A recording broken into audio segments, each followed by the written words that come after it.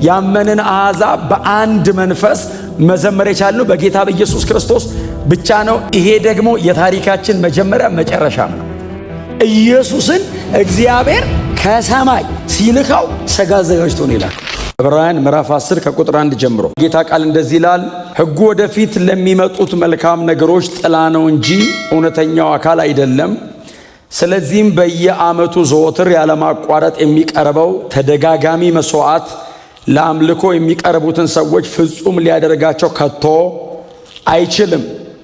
ፍጹም ሊያደርጋቸው ቢችል ኖሮ መሥዋዕት ማቅረቡን ይተውት አልነበረምን? ደግሞም ለአምልኮ የሚቀርቡት ሰዎች ለአንዴና ለመጨረሻ ጊዜ ስለሚነጹ በሕሊናቸው ኃጢአተኝነት ባልተሰማቸውም ነበር። ነገር ግን እነዚህ መሥዋዕቶች በየዓመቱ ኃጢአትን የሚያስታውሱ ናቸው። ምክንያቱም የኮርማዎችና የፍየሎች ደም ኃጢአትን ማስወገድ አይችልም። ስለዚህ ክርስቶስ ወደ ዓለም በመጣ ጊዜ እንዲህ ብሎአል፣ መሥዋዕትንና መባን አልፈለክም፣ ሥጋን ግን አዘጋጀህልኝ። በሚቃጠል መሥዋዕትና ለኃጢአት በሚቀርብ መሥዋዕት ደስ አልተሰኘህም። በዚያን ጊዜ እንዲህ አልሁ፣ ስለ እኔ በመጽሐፍ እንደተጻፈ አምላክ ሆይ እነሆኝ ፈቃድህን ለማድረግ መጥቻለሁ። የዚህ የደብዳቤው ጸሐፊ የዕብራውያን መልእክት ጸሐፊ አንባቢዎቹ ወይንም የሚነበብላቸው የመጽሐፉ የመጀመሪያ አድማጮች አምነዋል ይመስለኛል። እስከዚህ ምዕራፍ ድረስ መቼስ እንደዚህ ውትውት ታርጎ ልባቸውን ይዞት ሰዎቹ የማያምኑ ደረጃ አይመስለኝም።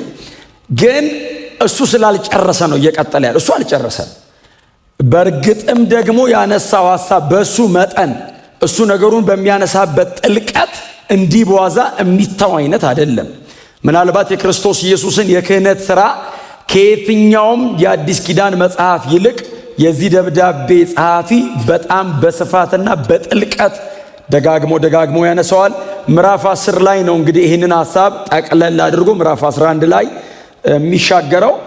ያመንን አሕዛብ በአንድ መንፈስ መዘመር የቻልነው በጌታ በኢየሱስ ክርስቶስ ብቻ ነው። ይሄ ደግሞ የታሪካችን መጀመሪያ መጨረሻም ነው። ክርስቶስ ወደ ዓለም ሲመጣ እንዲህ ብሏል። ይሄ ሰው እየነገረን ያለው መባንና መሥዋዕትን አልፈለክም፣ ሥጋን ግን አዘጋጀልኝ። አሁን እግዚአብሔር መባና መሥዋዕትን አልፈለክም ማለት ምን ማለት ነው? ሳትስፋይድ አልሆንኩም ነው። አሁን መባንና መሥዋዕትን አልፈለክም ማለት እግዚአብሔር ጠላው ማለት አይደለም። ትርጉሙ ዲሳቲስፋክሽን፣ መርካት አልቻለም። እየቀረበ ያለ መባና መሥዋዕት አለ። ለእግዚአብሔር ነው እየቀረበለት ያለው። ሕዝቡ እያመጣ መሥዋዕት ያቀርባል። አልፈለክም፣ ሊያረካ አልቻለም። ነገሩ እንዲሆን የፈለክበት መንገድ አለ። እየቀረበ ያለው ነገር ግን ያንተን ፍላጎት ማርካት አልቻለም። እቺ መሲሐዊ መዝሙር ነች። መዝሙር 40 እናንብባት። እግዚአብሔርን ደጅ ጠናሁት፣ እርሱም ዘንበል አለልኝ፣ ጩኸቴንም ሰማ። ከሚውጥ ጉድጓድ ከሚያዘግጥ ማጥ አወጣኝ። እግሮቼን በዓለት ላይ አቆመ፣ አካሄዴንም አጸና እያለ ይቀጥላል። ይሄ መሲያኒክ ሶንግ ነው። የመሲሁ መዝሙር ነው። ዳዊት ነው የዘመረው። ንጉሥ ዳዊት ቁጭ ብሎ ለመዘምራን አለቃ ዳዊት የዘመረው መዝሙርና ቁጭ ብሎ በገናውን እየደረደረ ዳዊት ሲዘምር ቆይቼ እግዚአብሔርን ደጅ ጠናሁት እርሱም ዘንበል አለልኝ። ቆይቼ እግዚአብሔርን ደጅ ጠናሁት። አሁን የሚለው ክፍል ትዝም ይላችሁ መጸለይ አይደል? መንበርከክ። አሁን መሲሐዊ አድርጉት እስቲ መዝሙሩን። ኢየሱስ ሲዘምረው ጣሩ ትዝ አይላችሁም? ምጡ ትዝ አይላችሁም? የመዳንን ሥራ ለመፈጸም የሄደው መንገድ ቆይቼ ደጅ ጠናሁት። አሁን ኢየሱስ ጋር ሲሆን መዝሙሩ ግጥም ነው የሚለው። በእርግጥ ኢየሱስ የጮኸው ጩኸት አልቲሜትሊ አብ በመስቀል ላይ እንደተወው ሁሉ አይደል? አባቴ ምን ነው ተውከኝ። ደጅ ጠንቶ አምጦ ጮሆ ብሎ አባቴ ምን ነው ተውከኝ፣ ቆይቼ እግዚአብሔርን ደጅ ጠናሁት። ግን እስከ መጨረሻ አይተውም አይደል? አብ አይተውም። እርሱም ዘንበል አለልኝ አለና ከሚውጥማት ከረግረግም ጭቃ እግሬን አወጣ። it's like a resurrection። አወጣ፣ እግሬን በአለት ላይ አጸና፣ አረማመዴን መንገዴን አቀናው። መሲያኒክ ሲሆን በጣም ይገጥማል መዝሙሩ ባይዘው። ከዛ እንደዛ እየዘመረ ነው። ቁጥር 6 መስዋዕትንና ቁርባንን አልፈለክም፣ ጆሮቼን ግን ከፈት፣ የሚቃጠል መስዋዕትን የኃጢአትን መስዋዕት አልሻህም። አሁን እኛ በምንለው መንገድ አሁን እኔ ከጌታ ከኢየሱስ ክርስቶስ የመስቀል ሥራ ከ2000 ዓመት በኋላ እኔ ቆሜ እዚህ ጋር በምለው መንገድ ዳዊት ላይለው ይችላል። በዚህ መጠን ዳዊት መሲያኒክ እንደሆነ በሙላት አንደርስታንድ ላይ ያደረገው ይችላል። ብለርድ እያረገበት ግን ሆነ ድብዝዝ ግን እያረገበት ይሄ ነገርማ ስለኔ ብቻ አይደለም እየተናገረ ያለው ስለሌላም ነገር ነው እንዴ? እኔ ደጋግሜ እንደምላችሁ የሐዋርያት ሥራ ምዕራፍ 4 ላይ ነው ጴጥሮስ ቆሞ ለዛ ለተሰበሰበው ሕዝብ የነገራቸው ዳዊት ነብይ ነበረና ያለው። አሁን ዳዊት ነብይ ነው የሚል የብሉይ ኪዳን ትምህርት የለም።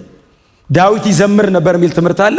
እንደውም ዳዊት ንጉሥ ነው የሚል ትምህርት ነው ያለን አይደል? መጽሐፍ ቅዱስ ላይ ዳዊት ይዘምር ነበር የሚል አለን፣ ግን ዳዊትን ንጉሥ ነው የሚለን። ጴጥሮስ መጣና ነብይም ነበር አለ እና በምንድነው የሚተነብየው? በበገና ክርስቶስም የሚል ቃል ስላለ በጣም ከባድ ነው። ባይዘ እኔ ወንጌላት ላይ ሄጄ ፈልጌ አላገኘሁትም። የዚህ ደብዳቤ ጸሐፊ ግን አያችሁ አግኝቶታል። ክርስቶስ ወደ ዓለም ሲመጣ መስዋዕትንና መባን አልፈለግም። አባቴ ያው አልረካህም። ታዲያ ስጋን አዘጋጀልኝ ምን ማለት ነው? ስጋን አዘጋጀልኝ ኢንካርኔት አረገ፣ ስጋ ለበሰ፣ ሰው ሆነ ማለት ነው? ኦፍ ኮርስ ነው። እዛ ውስጥ ግን ምንድነው ድምፁ? ፍጹም መታዘዝ አለው። እዛ ውስጥ የጌታ የኢየሱስ ክርስቶስን ለአባቱ ታዞ ወደ ምድር መምጣትንና በክርስቶስ ኢየሱስ ትህትና የረካውን የእግዚአብሔርን ፍላጎት የሚያመለክት ክፍል ነው። አብሶሉት ኦቢዲየንስ አለው ክፍሉ። ፍጹም መታዘዝ አለው ክፍሉ። ጌታ ኢየሱስ ክርስቶስ የሚቀርብ መስዋዕት ብቻ አይደለም ያደረገው፣ በፍጹም መገዛትና መሰጠት፣ በፍጹም ትህትና ነው መስዋዕቱን ያቀረበው። እስቲል ኢየሱስ መስዋዕት አቅራቢ ነው። እስቲል ኢየሱስ መስዋዕቱ ነው። መስዋዕቱ ግን በፍጹም መገዛት፣ በፍጹም መታዘዝ ነው። ለምሳሌ ብሉይ ኪዳን ላይ እንሂድ። አንደኛ ሳሙኤል ምዕራፍ 15 ቁጥር 22 አካባቢ ሳኦል ትዝ ይላችኋል። ሳኦል ሂድና አማሌቅን አጥፋ አለው እግዚአብሔር። እስቲ ጎናቸው ተጨበጡትና አማሌቅን አጥፋ በሉት። ጎናቸው ነቀነቅ አድርጉትና አማሌቅን ዝኩሩን አጥፋው በሉት። ሂድና አለው እግዚአብሔር። መልእክት ነው። ዩ አር ኪንግ፣ ንጉሥ ነህ፣ ቀብቻለሁ፣ ሰጥቻለሁ፣ ሂድና አጥፋው አለው። እጄን እጅ ላይ ላርግና አጥፋ እስቲ ያለው ትዝ ይላችኋል። በሙሴ በኩል የአማሌቅን ዝክር ከምድር ፊት አጠፋለሁ ብሏል እኮ እግዚአብሔር። በሳሙኤል እኮ ደግሞታል። ግን የአማሌቅን ዝክር ለማጥፋት እድለኛ ሆኖ ሳኦል ተመረጠ። አጠፋለሁ፣ ሂድና አጥፋለሁ። ሳኦል ሄደና ይላል አጠፋ የሚል ቃል አለ። በዚህ አጠፋ ይላል። ያጠፋውስ ደከም ደከም ያለው ነው። የሰባውን ይዞ መጣ ይላል። ቀጥሎስ የአማሌቅን ንጉሥ አጋግንም ጭምር ይዞት መጣ ይላል። ቆንጆ ይዞት መጣና ከዛ እንትን ውስጥ አስገባና አከማችቶ ሳሙኤልን ሊያገኘው ሄደ ይልና ለራሱ እንትን ምስል ሊያቆም ሄደ ይላል። ሄደ ከዛ ሳሙኤል ጋር ተገናኙ። ሲገናኙ መንገድ ላይ ነው በዚህ የተገናኙት። ሳሙኤል እንደዚህ ያለው ሳኦል አለው። አቤት ነው። እግዚአብሔር አጥፋ ያለ ለምን አላጠፋህም? አይ ሳሙኤል ምን መሰለ ሲለው ሳሙኤል ለሳኦል እንደዚህ ያለው በውኑ መታዘዝ ከመስዋዕት ማዳመጥስ የአውራ በግ ስብ ከማቅረብ አይሻልም? አሁን መስዋዕቱማ እግዚአብሔር እኮ የትም ያገኘዋል። መታዘዝ ያለበት መስዋዕት ነው። ማዳመጥ እግዚአብሔርን ደግሞ የአውራ በግ ስብ አሁን አንተ ይዘህ የመጣኸው ማለት ነው። እሱን ከማቅረብ አይሻልም? ምን አልሆነ? ምን እንደው ተቀላችሁ? እግዚአብሔርን አለመታዘዝና ትእዛዙን መጣስ ተራፊምን ጣዖትን እንደማምለክ ነው አለ። ኢሳይያስ ምዕራፍ 1 ከቁጥር 11 ጀምሮ እግዚአብሔር መጥቶ እንደዚህ ይላቸዋል፣ እኔ መስዋዕት አጥቼ ነው እንዴ በሬና በግ እየጎተታችሁ የምታመጡት አላቸው። እኔ አጣው እንዴ? እንደውም እኮ የትንቢት መጽሐፍ ላይ ባለፈው ነግሬያቸዋል። መስዋዕት ብሎ ይዞለት ይመጣሉ። እግዚአብሔር መጣና እንደዚህ እንዴ አልፈልግም አታምጡ። አረ እግዚአብሔር ሆይ ለአንተ ነው ሲሉት በሺህ ተራሮች ላይ ያሉት እንስሳት እኔ ናቸዋል። ሺህ እንስሳ አይደለም ያለው፣ ሺህ ተራራ ላይ ያለ እንስሳ። እንስሳውማ አይቆጠርም፣ ተራራው ራሱ ሺህ ነው። ያ ሁሉ አለ አለ እግዚአብሔር። እኔ በግና ምናምን ከፈለኩም እኔ አይደል እንዴ ያለው። አንተም ማታውቀው ስንት የበረሃ በግ አለ አለ። እኔ እኮ መስዋዕቱን እኮ የፈለኩት አንተን ለመጨበጥ ነው። በእውነተኛ መገዛትና መታዘዝ ውስጥ የሚቀርበ መስዋዕት ነው የምፈልገው። መስዋዕቱ መነካኪያና ከእናንተ ጋር ህብረት ማድረጊያ እንጂ ሰተኸኝ የምትሮጠው አይደለም ነው። እስቲ አሜን በሏ። እግዚአብሔር ደስ አልተሰኘም የሚለው ይሄ አውትዋርድ የሆነ ሪቹዋል ነው። ደጅ ደጁን የሆነ ስርዓት ብቻ ሆነበት። እግዚአብሔር ሰውየውን ሊቀድሰው አልቻለም፣ ነፃ ሊያወጣው አልቻለም። በመስዋዕትና በመባ ደስ አልተሰኘም። በቃ አልፈለግከውም። ለምን? ለማዳን ሰተ መዳኛ አልሆነም። ይባስ እንደውም ሰውየው መሞቻ ሆነ። ስለዚህ እኔ ደስ አሰኝቼ ፈቃድን እንድፈጽም ስጋን አዘጋጅልኛል። ኢየሱስን እግዚአብሔር ከሰማይ ሲልከው ስጋ አዘጋጅቶ ነው የላከው። እኔ ነኝ ያልኩት መስዋዕትና ቁርባንን አልወደድክም ብሎ ስጋን በሉታ። ስለዚህ እግዚአብሔር ስጋ አዘጋጅቶ ነው። ስጋን አዘጋጀልኝ። ምን እንዳረግ? እውነተኛ የሆነ ደስ የምትሰኝበትን ሰዎችን መቀደስና ማዳን የሚችለውን መስዋዕት እንዳቀረበልን እግዚአብሔር ስጋ አዘጋጅቶ ነው።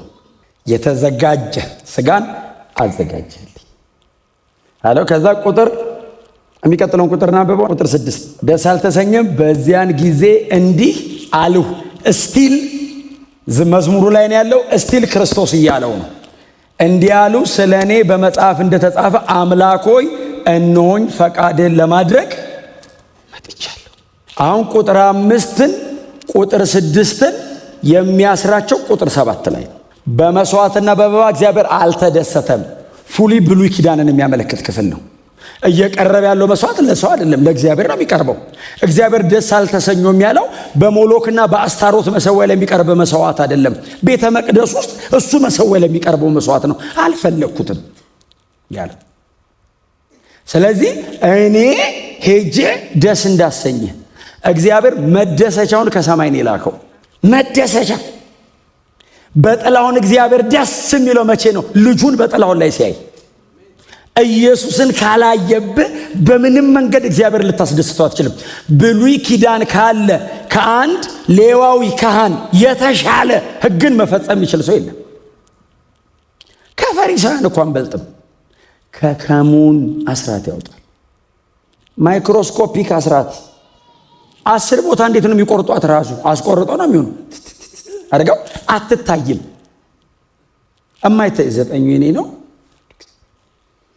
ፐርፌክሽናቸው እኮ ሲያስጨንቀ ከውስጥ ስለማይጀምር ነው እኮ ጌታ ኢየሱስ ክርስቶስ አልቀበለውም አለ። ለምንድን ነው የማትቀበለው? እሱን ይላል ፈሪሳዊው ነው።